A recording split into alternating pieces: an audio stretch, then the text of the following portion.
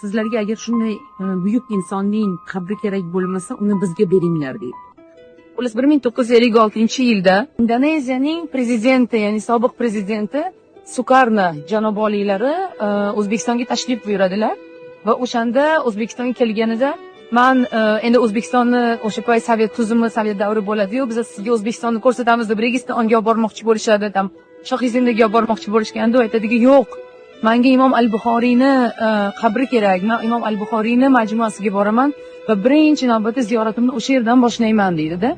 O'shanda bular Imom al-Buxoriyning maqbarasi qayerda, qabri qayerda bilishmagan. Bu yoqqacha samolyotlar bormaydi, u yoqqacha faqat poyezd boradi, lekin biz 4 kun yurishimiz kerak deb aldashadi-yu Sukarnoni va o'sha 4 kun aylantirib shu yergacha olib kelishadi. Nima uchun?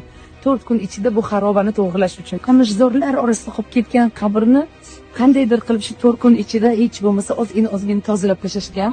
Qamishzorlardan, musordan, boshqasidan tozalab tashlagan, keyin qabr xaroba holatda bo'lgan. Sukarno janobi oliylari O'zbekistonga keladilar.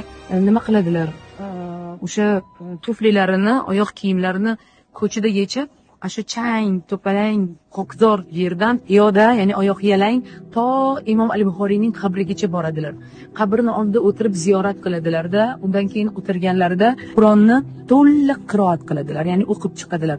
10 soat davomida, ya'ni kechqurun kelgan bo'lsalarga ertalab bomdod hattoki quyosh chiqqan payt bo'ladi, o'shanda tugatadilar-da, keyin yig'laydilar.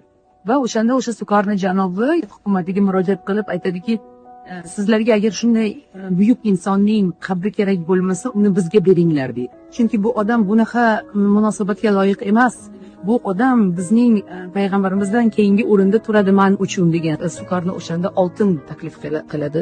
Men sizga oltin beraman deydi. Har bitta tuproqni kilosi qancha bo'lsa, qancha shu yerdan agar biz tuproq olib ketsak, biz shunchasiga evaziga sizga tilla beramiz. Bizga sotinglar deydi. Sotinglar deganda hukumat yo'q, Sovet davridagi o'sha hukumat yo'q, sotmaymiz, lekin tartibga keltiramiz deb o'shandan keyin bu yerga e'tibor berishni boshlagan. Avval kichkina masjid shaklida, keyin kattaroq majmua, birinchi prezidentimiz Islom Karimov davrida birinchi o'sha chiroyli ko'rinishga kelgan. Lekin aynan hozirgi yangi o'sha O'zbekiston davrida Shavkat Mirziyoyev prezidentimiz yordamlarida bu yer mana shu holatga keldi. Ya'ni prezidentimiz Shavkat Miromonovich bu insonga bo'lgan hurmatlarini mana shunaqa shaklda ko'rsatdilar. Biz o'zbeklar bu insonni qanchalik hurmat qilishimizni shu darajada ko'rsatdilar va o'sha butun O'zbekistondagi eng chiroyli masjid qayerda deyishsa agar, shubhasiz Imom al-Buxoriyni ko'rsatasiz.